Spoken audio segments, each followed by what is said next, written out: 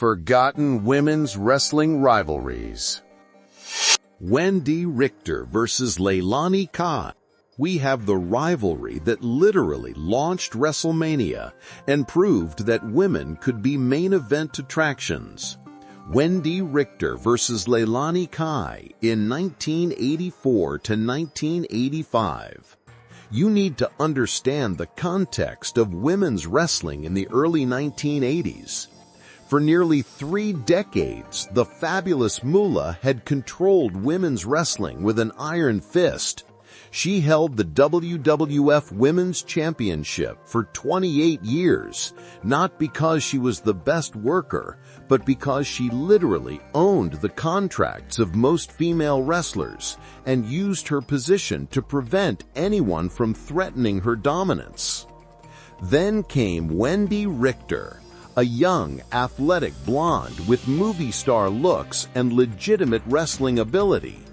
More importantly, she had something Moolah didn't: crossover mainstream appeal during the rock and wrestling connection era. In 1984, Cyndi Lauper was one of the biggest pop stars in the world, and her Girls Just Wanna Have Fun video featured professional wrestler Captain Lou Albano. This created a connection between MTV and the WWF that would prove revolutionary. Lauper became Wendi Richter's manager, bringing mainstream celebrity attention to women's wrestling for the first time in years. The storyline was perfect.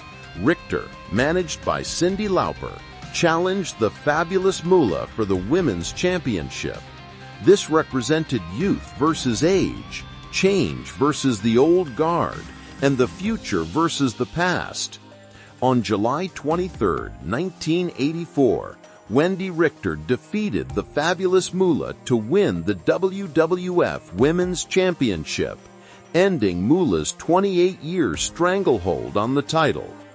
This should have been the crowning achievement, but the story was just beginning. Moolah wasn't going to give up her power easily. She enlisted her protégé, Leilani Kai, to recapture the championship and restore the old order. In January 1985, Leilani Kai defeated Wendi Richter to win the WWF Women's Championship, shocking fans and setting up the most important women's wrestling match in history. On March 31, 1985, at Madison Square Garden, the World Wrestling Federation presented the first WrestleMania, a revolutionary concept that would change professional wrestling forever. And one of the featured matches was Wendi Richter versus Leilani Kai for the WWF Women's Championship. Let me emphasize how significant this was. WrestleMania 1 was WWF's biggest gamble, a closed-circuit pay-per-view event that could either launch the company into mainstream success or bankrupt it entirely. Vince McMahon bet everything on this show, bringing in celebrities like Muhammad Ali, Liberace, Billy Martin, and Cyndi Lauper to generate mainstream publicity. And he gave women a prominent spot on that historic card, not as eye candy, not as a bathroom break, as a legitimate championship match that was promoted and positioned as important. The match itself was excellent by 1985 standards. Richter and Kai worked hard, telling a clear story with Kai as the aggressive heel and Richter as the determined babyface trying to recapture her championship. The crowd was invested. Cyndi Lauper's presence brought celebrity legitimacy, and when Richter finally pinned Kai to win the championship, it felt like a genuine WrestleMania moment. This match proved that women could contribute to WrestleMania's success. It showed that audiences would invest in women's storylines if they were given proper promotion and respect. It demonstrated that women's wrestling could coexist with the main event scene rather than being relegated to curtain-jerking obscurity. Wendi Richter's star burned bright but brief. She continued as champion throughout 1985, becoming the face of WWF's women's division and appearing on magazine covers and talk shows alongside Cyndi Lauper. She was riding a wave of success and popularity unprecedented for a female wrestler. But her story has one of the most controversial endings in wrestling history. On November 25, 1985, at Madison Square Garden, Richter was scheduled to defend her championship against a masked wrestler called the Spider. During the match, Richter was pinned by the Spider in what she later claimed was a shoot, a real, unplanned betrayal. When the Spider's mask was removed, it was revealed to be the Fabulous Moolah underneath.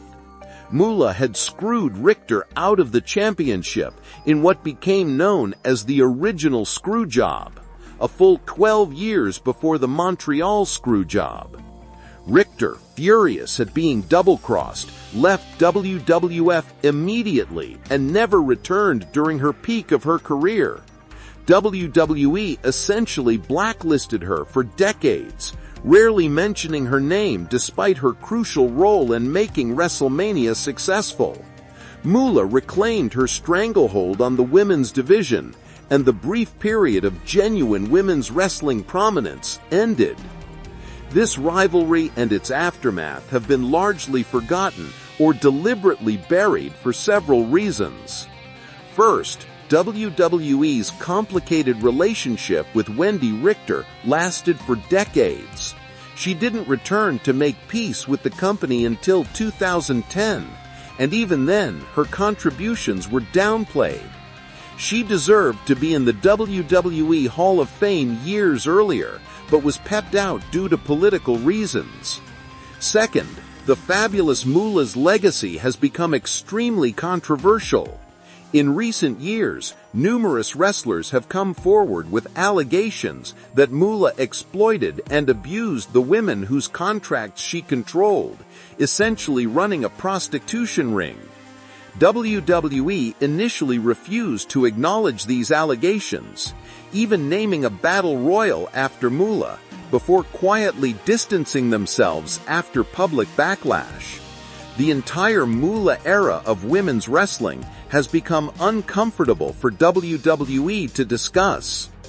Third, WWE's women's revolution narrative requires them to position modern women as the first to be taken seriously, which means downplaying or ignoring historical moments like Richter and Kai at WrestleMania 1.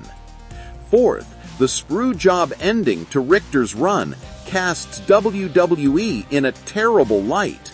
It shows that even when women were drawing money and generating mainstream attention, the company was willing to betray and humiliate them to maintain control. But the truth is undeniable. Wendi Richter versus Leilani Kai at WrestleMania 1 was groundbreaking. It proved women could be part of wrestling's biggest stage. It showed that female athletes could generate mainstream attention and crossover success. It demonstrated that fans would invest in women's storylines if they were given proper promotion and respect. Every women's match at WrestleMania since then, from Trish and Lita, to Charlotte and Sasha, to Becky and Ronda main eventing WrestleMania 39, owes a debt to what Wendi Richter and Leilani Kai accomplished on March 31, 1985. This is the most forgotten women's wrestling rivalry because it's the most important one, and WWE has spent decades trying to bury that fact.